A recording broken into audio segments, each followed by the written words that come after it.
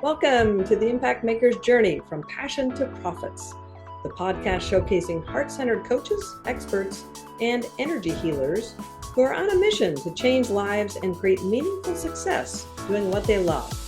I'm your host, Wendy Vaughn, business success coach and founder of Impact Maker Coaching. And I've got to be honest, the path from passion to profits is rarely easy, but it's always filled with growth, clarity, and surprising rewards. Now, each week I sit down with inspiring impact makers who have turned their knowledge and wisdom into thriving businesses that are making a meaningful difference for others. I will explore their personal and professional journeys, how they found their calling, and how they continue to stay aligned with their passion along the way. So if you're here to expand your vision about what's possible for yourself, you're in the right place. So join me as we discover the positive ripple effects created by today's guest. All right. Hi there, everyone. I'm super excited for our conversation today. And this is the Impact Maker's Journey. So I have as my guest today, Yvonne Chotzen. And I'm super excited to hear, Yvonne, from you in terms of just this powerful work that you're doing as an impact maker. Now, Yvonne is a story strategist who specializes in working with speakers, coaches, trainers, healers, and really anyone who just simply needs to have their message heard in a very impactful, meaningful way. So welcome, Yvonne. I am so excited to have you as my guest today. Thank you, Wendy. It's delightful to be here. I'm so thrilled to be on your podcast. Yeah, fantastic. And, every entrepreneur goes through a journey, right? From idea to inspiration. Sometimes it's inspiration to idea, but the light bulb moment to startup phase, to ramp up phase, to expanding, maybe some growing pains, to soaring. And not all entrepreneurs, unfortunately, make it to that fully soaring mode. Because let's face it, it's not easy. It is definitely not easy starting a business. So I would love to hear more about this work that you're doing. And specifically, let's start out with just tell us a little bit more about your journey as an entrepreneur and why you decided to support people in this way to become more effective communicators utilizing stories. Well, I'll take you back to the first day I walked into a federal courtroom as a new, young and green federal assistant defender. Oh, wow. Okay. I had just gotten the job and was astounded at how huge the courtrooms were and how tall, big, and booming the voices of my opponents, the federal prosecutors, were. Mm. And in my first couple trials, what I realized, if I tried to compete with my innate and natural God-given skills with their huge baritones that reverberated through the courtroom and were, loud and imposing, that my voice went to a very high register that was hard even for me to listen to, but certainly not a place that I wanted to live in my advocacy. So the first thing that happened was I had to ask myself, what are the gifts I had? And I remembered back to when I had to put my younger brothers and siblings to sleep. I'm one of 8 brothers and sisters. And I used to bring my voice almost to a whisper. Of course, the purpose of those stories was to put them to sleep. Right. But when I realized that, I went as close as I was allowed to go to the jury bar. Some judges don't let you come right up. They want you to be back a little bit. It Right. depended on the judge. But I would stay in the lower register of my voice. And I found that that was a natural place for me to be able to communicate. So the first place that the story journey started was finding where my body was innately comfortable in speaking. And sure enough, when I spoke like that, even though the prosecutors, when they had their turn, would, have their arms wide and be pounding things and stomping around, when Right? I went, Drama. exactly, when I went the intimate route, the jury leaned in and I had them in the palm of my hands. And that intimacy allowed me to do what? To tell the story of my client. That's how it began. Mm, wow. Yeah, no, I love that. Just not playing their game and doing what you thought needed to be done, but really tuning into what you naturally did well Mhm. and had discovered, sounds like early on, was very effective. So yeah, I love that. Okay, so continue. I'm in the courtroom with you. We're a long ways from, Right. And it's yeah. the same thing, if you segue to people who are introverts, introverts are some of the most potent speakers. So going back to that moment, the way a federal public defender's life and office works is you come in the morning and you wait for the arrests to happen. And so when you get a call and you go down to the lockup, you have a few minutes to meet with a person and find out the bare essentials of their situation, their background, and anything in the case of a defense attorney that might make the judge, the magistrate, or the jury, as it turns out your audience is, one Mm, of the three, compassionate. And so I learned very quickly to interview with pinpointed focus to get a sense of the jugular. Where is the emotion in the story? mm, Because mm, I learned that it's not facts that cause people to make decisions. yep. We think it's facts, we think we're fact gathering, but 99% of all decisions are based on how we feel. And Mm, I saw that a judge would bend the rules dramatically for me, despite a prosecutor arguing that the person not get bail or that the person was a flight risk. If I could use emotion so that the judge felt the humanity of my client's situation, and that's where storytelling comes in. wow. Wow. Yeah. In a platform as rigid as that, you were able to, I wouldn't say persuade, but get the buy-in, get the empathy, get the engage the human perspective versus the black and white. I love that. Yeah. And that's what stories do.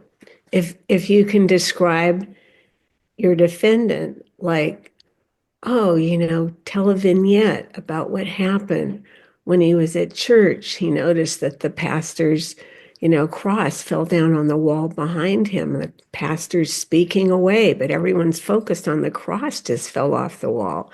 And my client, Jacob, ran up. The pastor didn't know what was happening, and he picked up the cross and put it back on the wall. It's Mhm. a meaningless incident, really, but it caused the pastor to say, "Thank you, my son." And it caused the jury to go, okay, what did he learn? Jacob goes to church. Mhm. Jacob cared enough to run up, even though most would be embarrassing, to straighten the cross. Right. Jacob went out of his way to do a good deed. So a Yeah. little vignette like that has huge impact as a story that the Mm, jury hears. And they go, oh, I wonder if my cousin who belongs to the same kind of church might have done something similar. The moment they hear a story that mhm. resonates with someone they know, understand, or care about, that connection that Mm, your story has made mhm. will move someone. Yeah, it brings it to life, is what I'm hearing. Yeah, just it brings it close into their relatability. So Yeah, I love that. Exactly. So I took those, it was a decade, just short of a decade actually, of every day litigating in that kind of a way that honed my skills as a I storyteller. can see how that would really hone some skills. 10 years of dealing with, bringing, okay, this person that just got arrested. Okay, let's extract the important elements so that I can present this person in the light of compassion. 10 years of that's incredible, Yvonne. I had a really high acquittal rate, which is very unusual because the government has huge resources to bring to bear.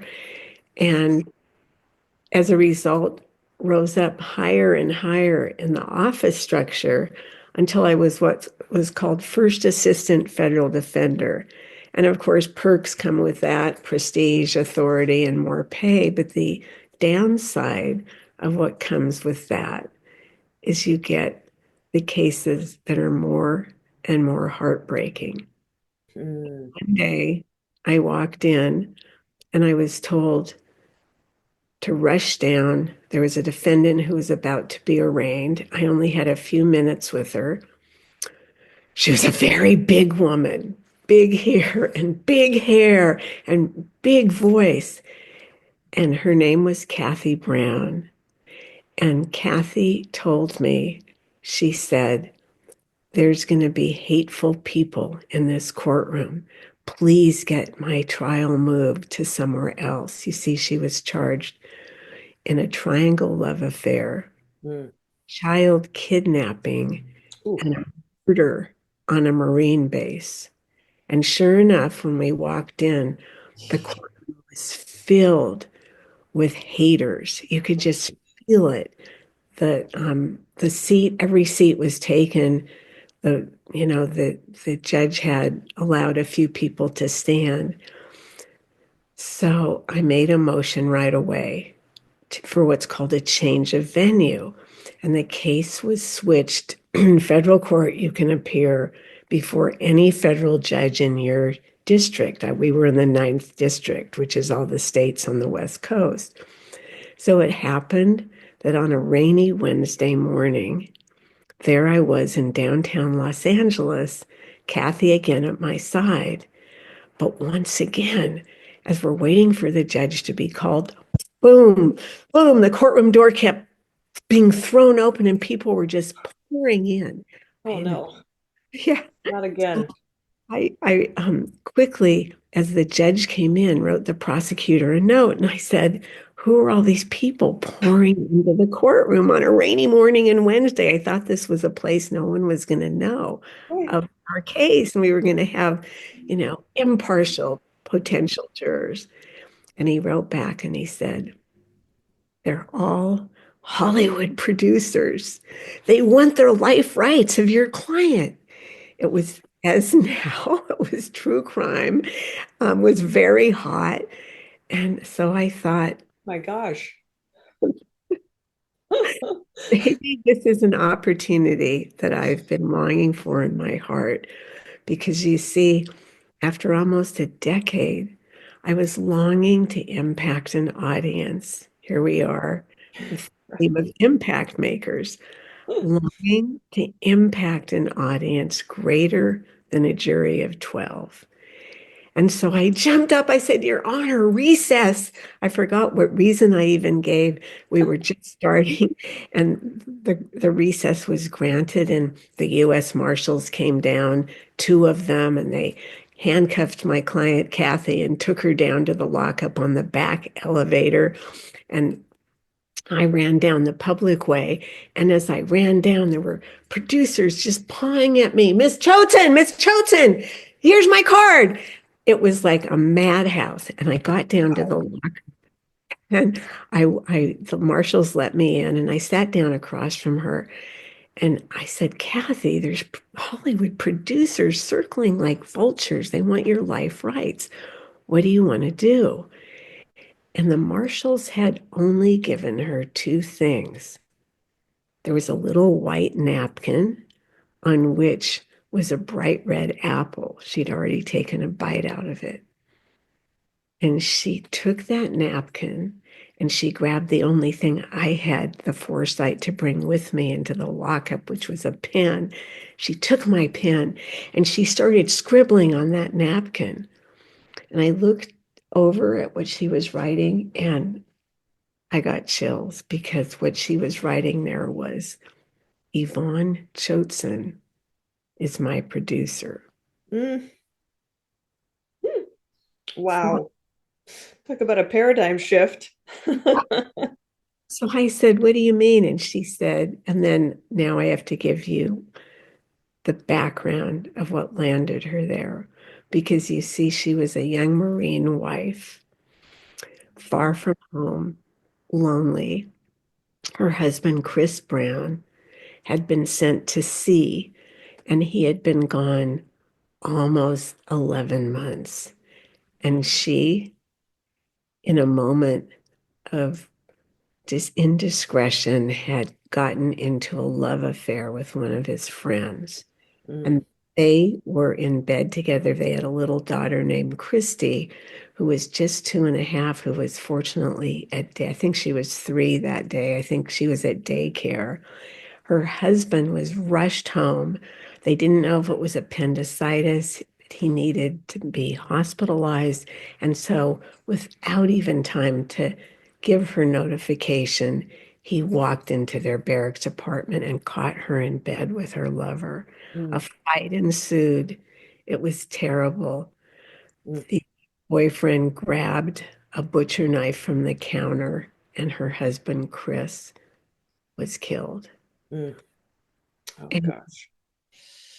what happened in ensuing months was that her mother-in-law, who was from a small town in Alabama where she was very powerful, went to court and had Kathy, because of the adultery, ruled an inappropriate parent. And she not Gosh. only lost custody of Christy, her beloved little daughter, but she lost all visiting rights. Today, they probably couldn't do that to a mom, but it was a few years ago. The grandmother, Kathy's mother-in-law, was very powerful.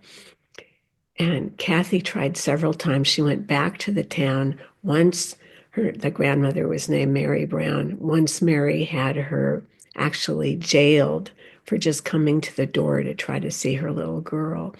And then the third time Kathy went back, there was barbed wire and high walls around Mary's very huge house. Mm, She was desperate. And she thought to herself, what's the one day of the year that the whole town pours out? And you can probably guess it's the 4th of July. okay, sure. So, Makes yep. sense. So Kathy and her sister, who was also blonde, they put on black wigs and they had her sister's boyfriend waiting with a car hidden in some bushes. And they sat and they waited. And then Christy, who by this time is about 4.5, chased a ball out into the center of the grassy field where the whole town was having its celebration with balloons and a band and a picnic. Hmm. Kathy didn't hesitate. She ran out into the center of the field and grabbed Christy and said, Mama's missed you so much, baby. And she took that little girl, raced to the car with the motor running in the bushes, and off they took. Uh-oh. And when you cross state lines, all of a sudden, it's a federal crime. Yeesh. So, over 3 months, Kathy crossed 7 more state lines. Mm, One day in a rainstorm, and if you or your audience are interested, I can give you the link to the movie, which is now available.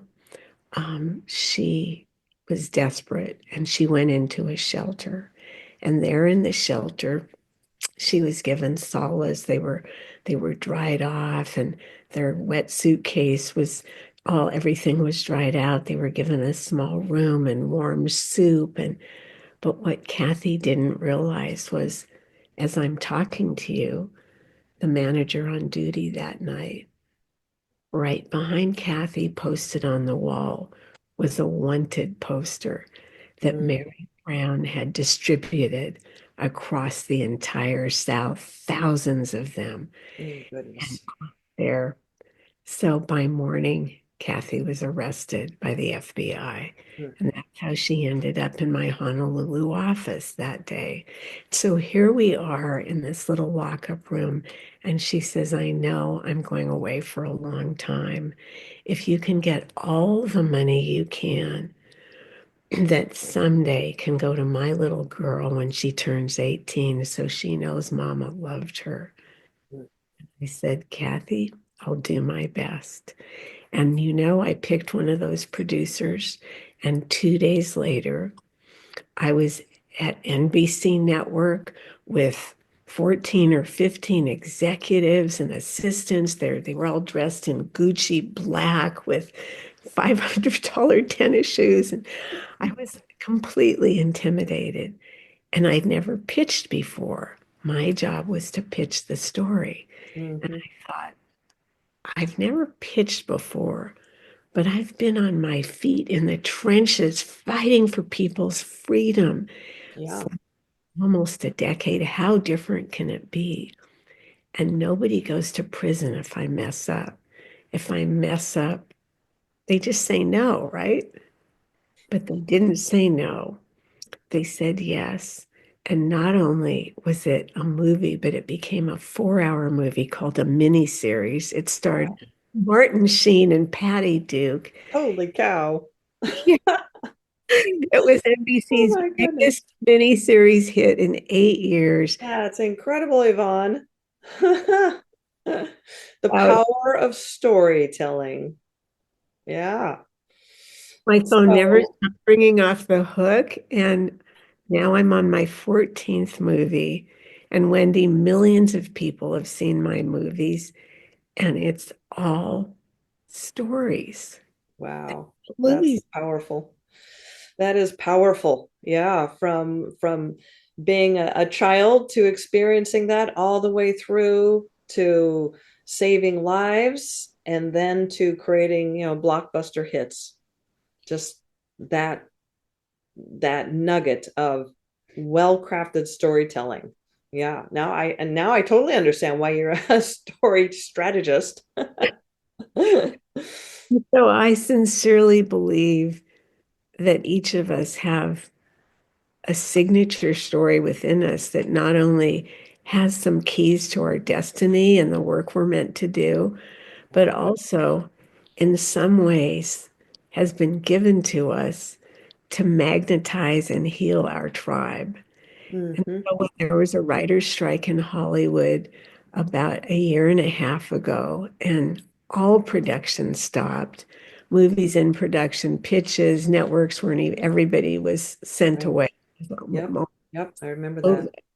I thought, I have 3 kids in college, and I thought, what do I have as a gift that I can give to other people?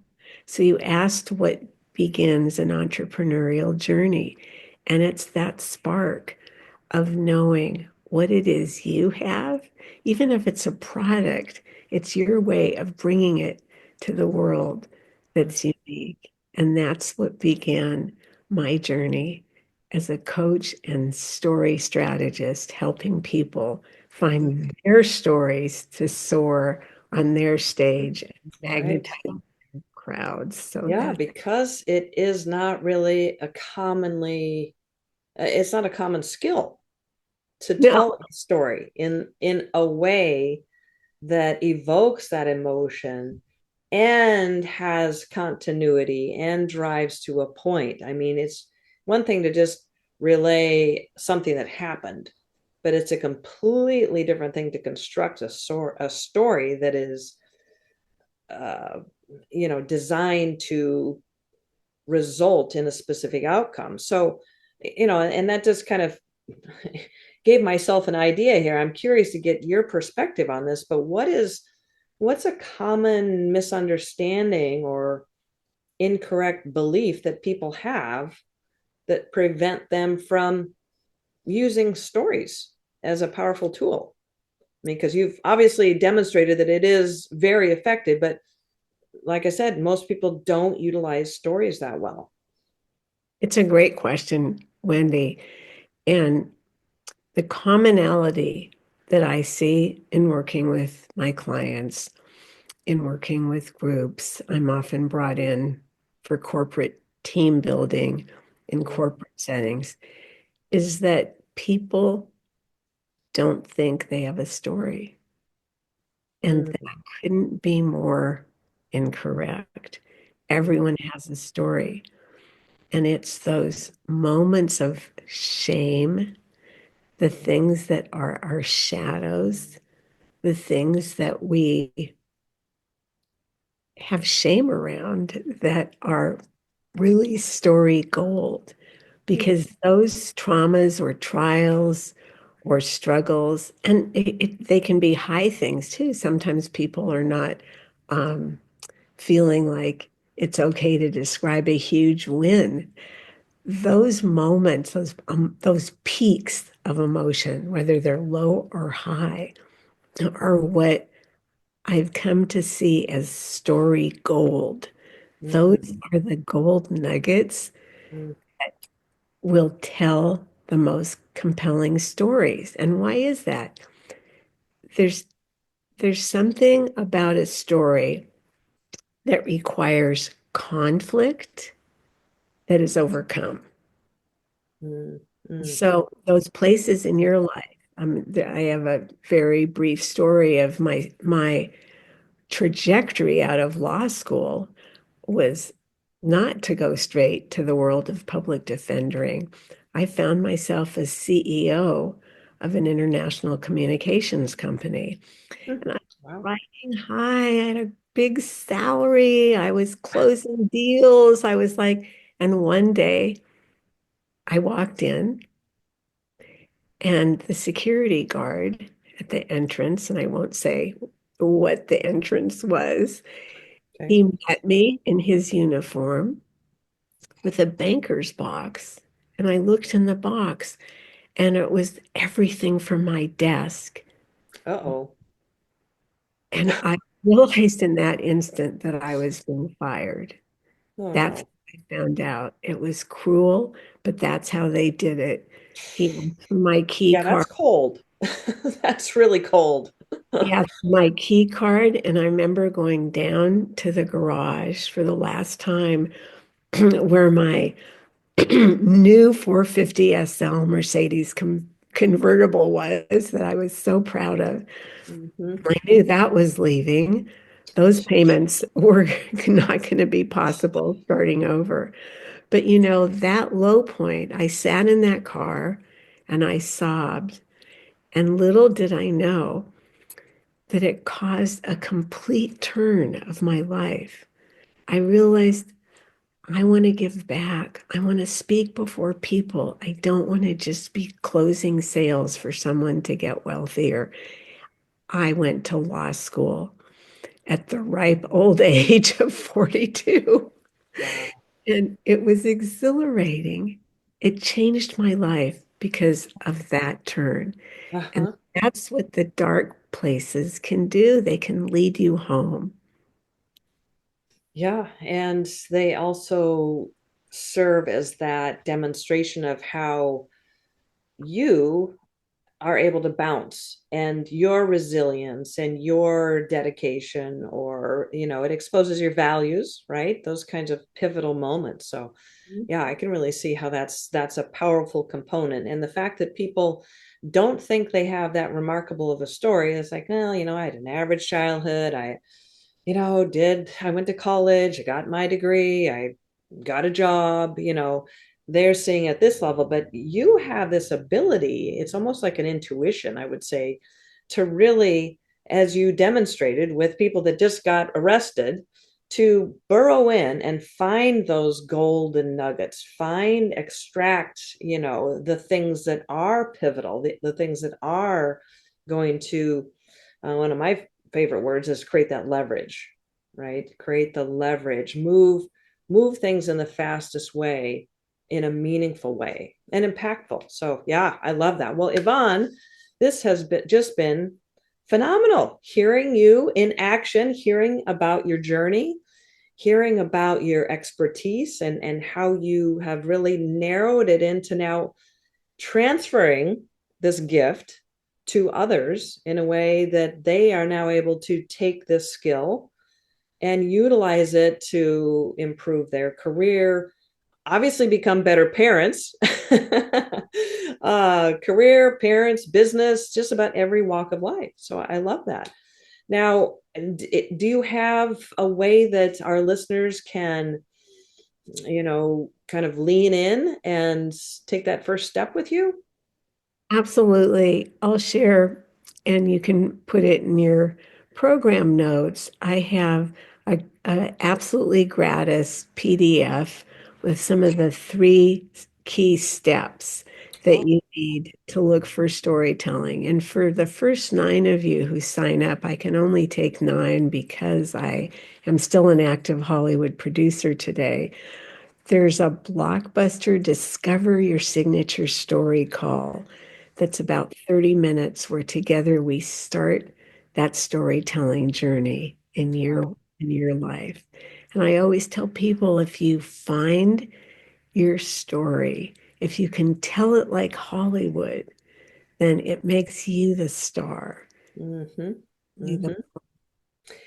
And it doesn't feel like a pitch, right? It just feels genuine. It feels authentic, to use a very overused word, but because it's real. It's real. And It's people, real. it's real, and people don't make decisions from facts alone. They don't buy from facts alone. They buy from emotion. Mm-hmm, mm-hmm. Can Or make buy in, like a it. corporate executive, like a CEO, a director, anybody who's wanting to have that influence over others in a way that serves them and the greater good. So, yeah, I love that. Well, Yvonne, it's just been so great to hear about your journey and this truly important work that you're doing as a story strategist. And thank you so much for this gift. I will put the link in the show notes. And what's the best way for our audience to stay connected with you? YvonneChotzen.com. I'd That's love. easy. So Yvonne, Yvonne, and then Chotzen, Chotzen. Fantastic. All right, Yvonne. Well, thank you, thank you, thank you. This has just been wonderful. I've loved our conversation, and I so admire the work that you're doing and the journey that you've been on and the impact that you're making. So thank you. All right. Well, the real life transformations facilitated by experts like my guest today are truly priceless. I mean, happiness, joy, peace, love, right? These are all what each of us ultimately strives for in life. But becoming a sought after and well paid coach or energy healer is often challenging, overwhelming, and frustrating. So, if you're a heart centered coach, expert, or energy healer who's striving for more ease, flow, and abundance, well, I've created a special gift just for you. So check out the show notes. All right. Well, this is Wendy Vaughn signing off. Thank you so much for tuning in, and be sure to join me for my next episode where we'll be inspired by yet another impact maker's journey.